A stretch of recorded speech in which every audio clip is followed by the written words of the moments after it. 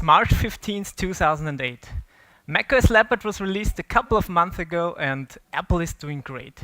The iPod was a big success, the iPhone was a revolutionary phone, and suddenly the Mac was a way more attractive platform than ever before for a lot of people.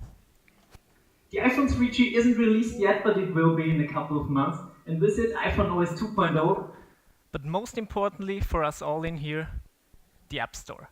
Because the App Store is really what brings us all here today, right? But back to March 15th. After 7 months of hard work, the first version of MindNode for the Mac was released. So if you don't know what MindNode is, it's a mind mapping app for macOS, for iOS, and even for watchOS. And back in the days, it looked like this. A couple of months later, we released MindNode Pro for the Mac, and shortly afterwards, MindNode Touch, the first version of MindNode for the iPhone. Back in the days, we didn't have Swift. We didn't have properties, dot syntax, let alone arc or blocks. It was bare bones Objective-C 1.0 with manual memory management. And on top of that, we had two different code bases. There was MindNode Pro on the Mac and MindNode Touch on iOS, with even a different document format. It certainly wasn't the most beautiful code ever written, but it was working code, and it was shipping code, so that's kind of important. Fast forward a couple of years into 2014, where something pretty controversial happened. iOS 7. For us, it was always very important that our apps feel native on the platform, that they blend right in with the operating system. So we had to rethink how MindNode for iOS 7 should look like. We had to go back to the drawing board. And we took that chance to not only completely redesign MindNode for iOS, we also rewrote it along the way. Because a lot of craft has been added over the years, a lot of things have changed.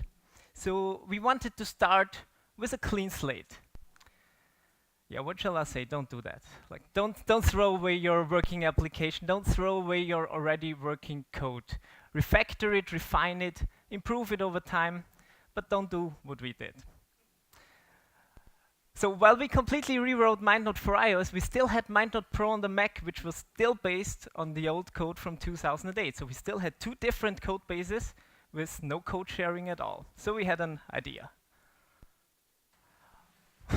Why not take the clean code from iOS and port it over to the Mac? Why not rewrite the whole thing again for the Mac? So yeah, we started operation back to the Mac.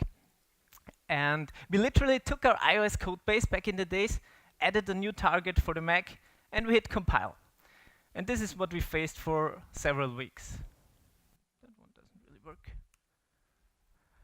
There were thousands of errors in the code, and once we fixed a couple of them, new ones appeared. We fixed them, new ones appeared. So it was a very cumbersome, a very tedious process. And it took us weeks until we hit our first milestone. It finally compiled. We could finally hit Command R and run the application. But of course, nothing worked. It was just an empty window.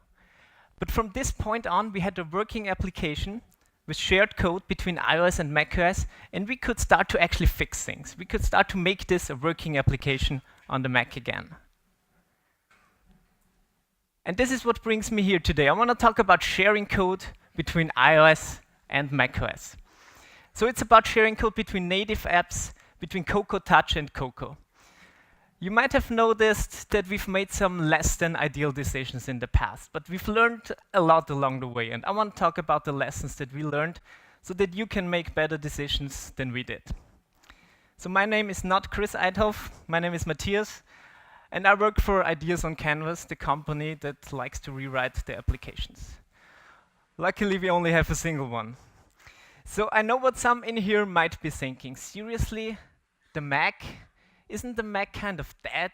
Why would I want to program for the Mac if Apple clearly bets on iOS as their platform of the future? If we get all this shiny stuff on iOS, while the Mac, on the other hand, hasn't really received any significant update in the last couple of years. So I'd be interested, who in here is an iOS developer? Can I have a quick show of hands? Okay, as expected, most of you. So it's getting more interesting. Who in here is a macOS developer? Couple of hands, nice. Who went to the Mac workshop yesterday? A few brave ones, great. Who has done both iOS and macOS? All right, a few people. So you might have heard of Vesper, the more or less famous note-taking application by John Gruber, Brent Simmons, and Dave Wiskus. Vesper is no more, it failed. They had to remove it from the App Store.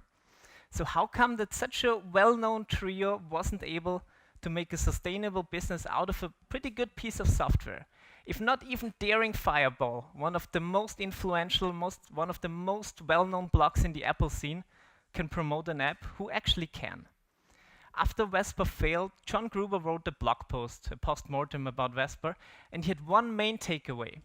He said that Vesper failed because it wasn't available on the Mac. The number one reason why people didn't buy Vesper is because it wasn't available for the Mac. And it makes sense, right?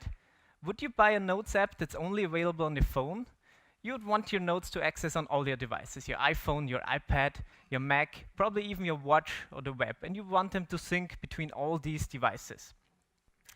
But Gruber went on. He said if they would start over again today, they would still first design Vesper for iOS, but then they would immediately design Vesper for macOS, and that's the product they would have shipped first. Because he had the hypothesis that selling Vesper for macOS would bring in enough money to finance the development of Vesper for iOS. And that's how they would eventually end up with Vesper being on both platforms and succeeding. So let's look at this hypothesis. Let's look at some numbers. Well, those aren't actually numbers, but it's a graph. So that works as well. That's the sales graph of MindNode of the past couple of years. And we can see a few interesting things here. Overall, the graph is pretty stable, but there's lots of ups and downs, and those downs are actually the weekends. So apparently no one likes to buy mind mapping software on the weekends.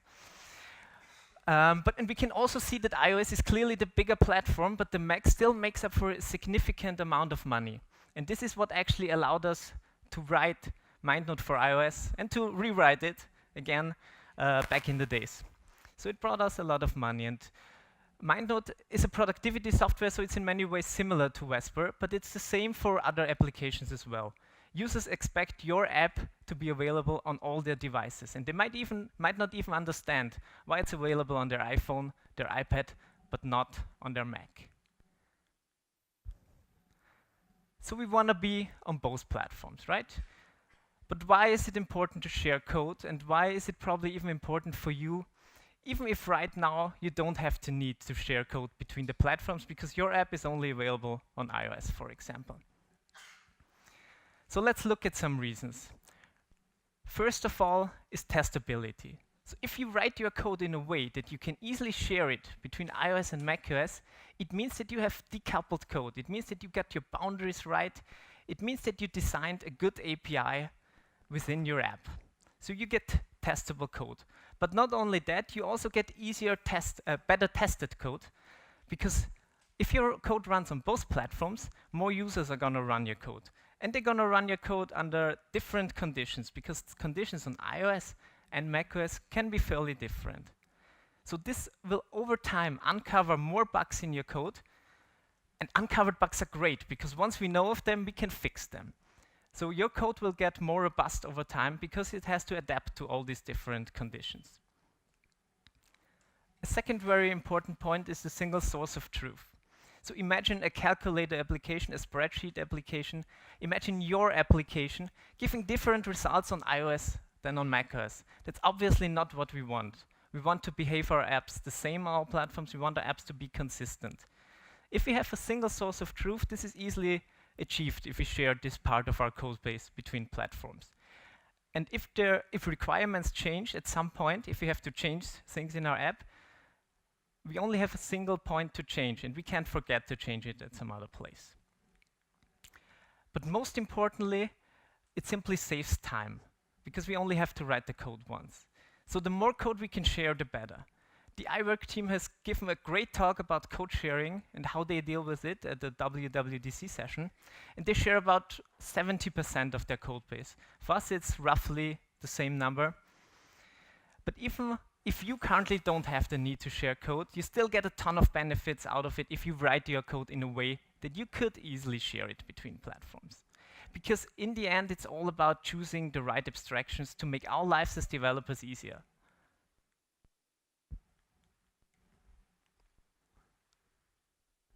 So speaking of abstractions, there's this kind of ideal world where our code is just perfect, where we follow certain patterns that neatly fit in with our apps. We have loosely coupled stuff. It's just great. But on the other end of the spectrum, there's the real world. And the real world sometimes can look a little bit different. We have to deal with legacy code. We have to deal with legacy platforms, etc. So where the magic really happens is not only outside of your comfort zone, but also where this idealism meets a healthy dose of pragmatism. So the code of MindNode 1 wasn't the best code. I already told you that, but it was shipping code, and that's kind of important. And that's what I want to talk about today, a pragmatic approach to code sharing, a pragmatic approach to writing your code. Don't over-engineer, keep on shipping code. I don't claim that this is the only approach on how you could engineer your app, but it's certainly an approach that works well for us. We're a pretty small team, and for us it's important that we keep on shipping new updates, that we keep on shipping new code, while we still improve our code base along the way. And we want to be native on both platforms because we want to offer the best user experience possible. And we have this quite huge app with legacy code that was built in a fairly conservative way. We've modernized a lot of things over the past couple of years, but most of our app is still built on a foundation built with MVC, the famous model view controller pattern. But we all know what MVC really stands for, right? It makes you vomit constantly. But again, it works. And if you use it right, I would probably not recommend to base your whole app on solely MVC, but if you use it right, it can already go a long way. And it makes up for a good foundation for us to explore what part of our code base we can share easily between platforms. So I assume everyone's familiar with this. This is an image from Apple's documentation describing the MVC pattern and showing the flow between the model, the view, and the controller layer. So let's look at the model first. Can we share the model code? The model code is usually where our business logic and data live, so it's kind of crucial to share if we want to have that single source of truth. But the good news is it's also the easiest to share, because model code usually is pretty self-contained with little to no dependencies. For us, we're a document-based app, so it's obvious that we want to have the same documents on both platforms, iOS and macOS. It's obvious that we want to share the code so that documents can be opened on both platforms. There's not a whole lot more to add to the model layer, actually, because it's pretty simple to share. So let's move on to something more interesting, the controller layer. Can we share controller code?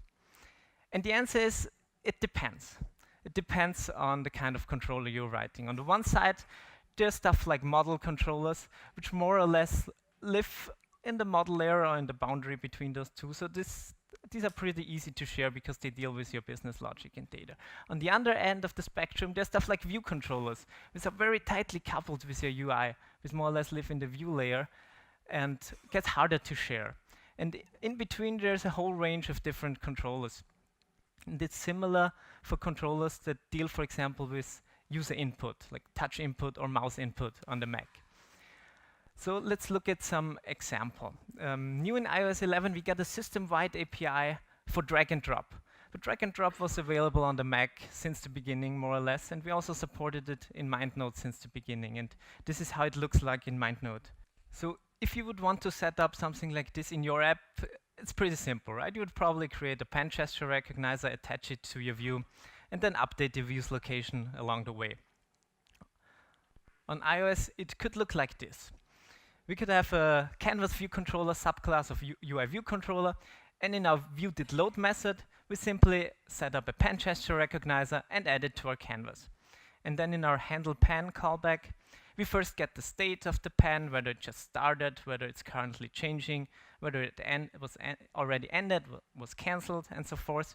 We get the location of the pen in our canvas, and then get the node and the node view, so the model and the view object at this specific location. And then we pass over all this information to some handle drag method on our view controller that does the heavy lifting and does the actual drag and drop in our app. On macOS, things pretty much look similar. We could also use NSPen gesture recognizer. In this example, I've used an event tracking run loop. So code looks a little bit different, but the concept is the same. We get this event callback, we check whether it's left mouse dragged, and then we get the location, we get the node view, and we pass in all this information with the event to our handle drag method in our view controller. So it's pretty simple, right?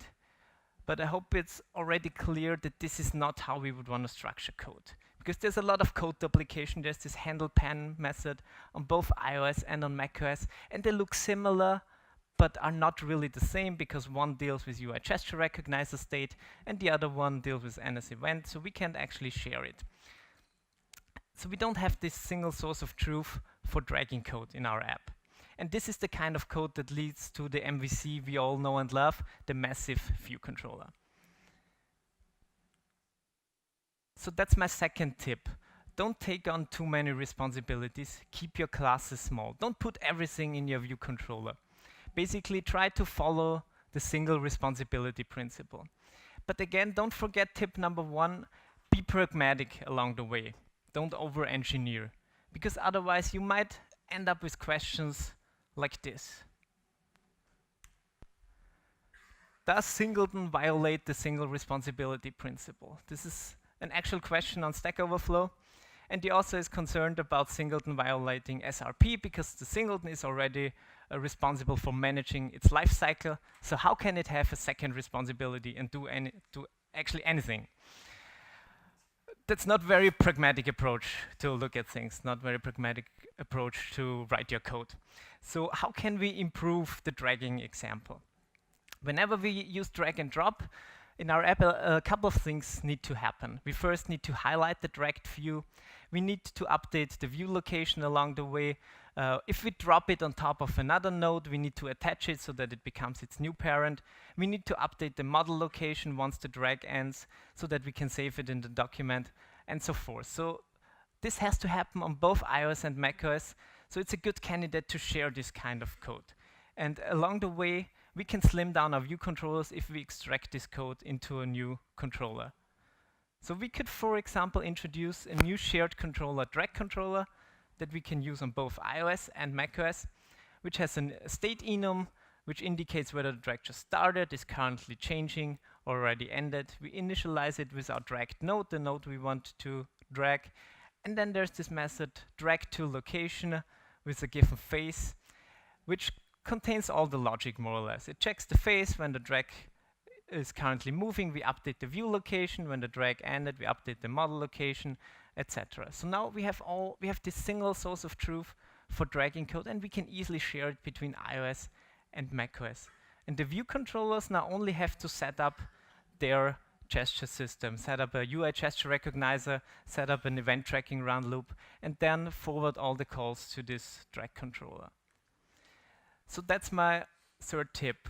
Keep well-defined boundaries between layers, especially to the UI layer. If you leak implementation details from one layer to the other, as we had in the first example, where the handle drag method, which actually contained all the logic, was dealing with UI gesture recognizer state or NS event, it's not possible to share code. So we want a separation of concerns. We want low coupling in our code. And in our improved example, we introduced this new enum to achieve that. So let's move on to the view layer. The view layer is probably the hardest to share, and also the one where we always have to ask ourselves, does it actually make sense to share this kind of code? Because in the end, iOS and macOS are still quite different platforms with different user interaction paradigms.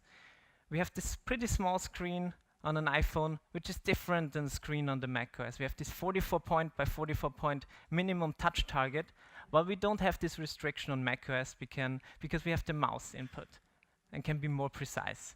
We have multiple windows on macOS, while most of the time on iOS we have a single window in full screen mode. But still, there are still cases where we'd want to share our view code between iOS and macOS. And there are a lot of shared frameworks between the two platforms, but there's one very prominent difference, which is UIKit and AppKit, the UI frameworks on the two platforms. In theory, they're similar, right? We have UI view on iOS, and we have NS view on macOS, and they deal with similar stuff. Both are responsible for receiving and handling events. Both are responsible for drawing.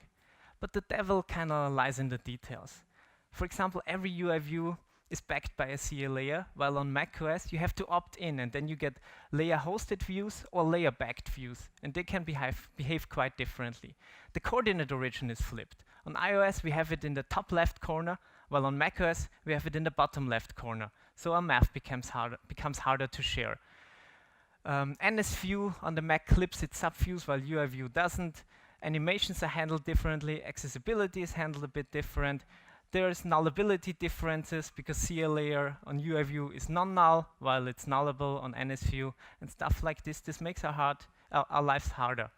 And on top of that, there's still this compiler problem, because we have UIView and NSView, and those are two different classes which are not available on the other platform. Luckily, there's a pretty simple technique that helps with this, which is called conditional compilation, or shimming, which means simply to create a new name for a type, to create a different type alias depending on platform. So it could look like this. If we're on macOS, we import AppKit, and then we create the type alias view. That is now a new name for NSView. While if we're on iOS, we import UIKit and let our type alias view point to UIView. Now we can use this new name view, and it will be UIView when we run on iOS, and it will be NSView when we run on macOS. And we can, for example, create a subclass of this view type and add additional stuff along the way. So we can, for example, override is flipped to get this damn coordinate origin from the bottom left to the top left, where it should be. So UIView and NSView is a pretty typical example for using shimming like this, but there are a lot more classes than this, which have more or less the same name, but just with a different prefix. And others noticed this as well. So Louis actually ended up writing a script to find all the different classes in AppKit and UIKit, which have the same name, behave similar, but have a different prefix and slightly different API. And this brings me to my fourth tip. Use shimming in select places. So shimming is a technique that allows us to compile the same code for both iOS and macOS, but it's only one option we have. There are alternatives. And it also has its downsides, because it frequently breaks builds. Because you're just creating a type alias. You're still dealing with the actual underlying type. You're still dealing with UIView on iOS and NSView on macOS. And code completion, for example, if it ever works, will offer all the methods of UIView if you're currently compiling and running for iOS. And not all of these are available on NSView. So we can help ourselves out there with extensions, for example. There will be a whole talk about extensions, I think, tomorrow. And why we all deserve these things. So this is one way to make our life easier when writing cross-platform code. We could make the extension on NSView and add the center and the alpha property, so that now we can use center and alpha everywhere in our code, and it will work on both iOS and macOS. Because, for example, the alpha value is already there on NSView. It has just a different name for whatever reason, and these are there's a lot of these small differences that you will find when dealing with cross-platform code. So this helps, but it's not enough. We probably won't add every method that's available on UIView to NSView and vice versa. So it's still possible to break builds that way. But we can go one step further and help ourselves with protocols. So we can, for example, create a view protocol, which now defines all the properties and functions that we would expect on a view on any platform. And then we can make both NSView and UIView conform to this protocol and add the stuff with extension that's missing. And now if we are using this type in our app, the compiler will help us, and it will inform us if you try to calling a method that's not available on any platform. As you notice from the example, you have to declare the type in an example like this manually, because type inference obviously will not infer view protocol, but it will infer UIView in this way. So you have to add that additional type information. So since we're talking about the view layer, let's talk about drawing. It's possible to share code between iOS and macOS with UIView and NSView, but it also has its pain points. So let's take a look at the graphics stack and see what else is there. We can see that both UIKit and AppKit are at the top of the graphics stack, so they're more or less the highest abstraction that Apple offers us to deal with UI code in our app. And that's usually what you want to aim for, at the highest abstraction that fits your needs. But if we take a look further down, we can see that both of them are built on the same foundation. And there are especially two frameworks that are of interest for us, which are Core Animation and Core Graphics. So those are more low-level animation and graphics frameworks. And the best about them is that they're more or less identical between iOS and macOS. So it becomes easy to share code if you use Core Animation or Core Graphics for drawing. And that's my first tip. Consider Core Animation and Core Graphics for your drawing code. Because if you've never worked with these frameworks, I would encourage you to check them out because they're really, really great and powerful, and you can do a lot of great things with them. And you can easily share code between platforms. This is what we use in MindNode for drawing on our canvas. We use Core Graphics for drawing our nodes. We use Core Animation for drawing the branches between nodes and for animating them. And this allows us to share the whole drawing code of our canvas between iOS and macOS. It allows us to be consistent on both platforms. But not only do we use it on the iPhone, the iPad, and the Mac, we also use the same code for exporting as a PDF, for printing, for exporting as an image. So we have this single source of truth for drawing code and can ensure that our mind maps look consistent. And that's also the same technique that the iWork team is using to make sure that your numbers, your keynote, your pages, documents look the same on iOS and on macOS. So let's recap. First of all, be pragmatic. It's probably one of the most important tips. Don't over-engineer, keep on shipping code. Keep your classes small, don't take on too many responsibilities. Keep well-defined boundaries between layers. Design a good API within your app. Use shimming in select places and help yourself with extensions and protocols to make your life easier. And consider Core Graphics and Core Animation when it comes to drawing.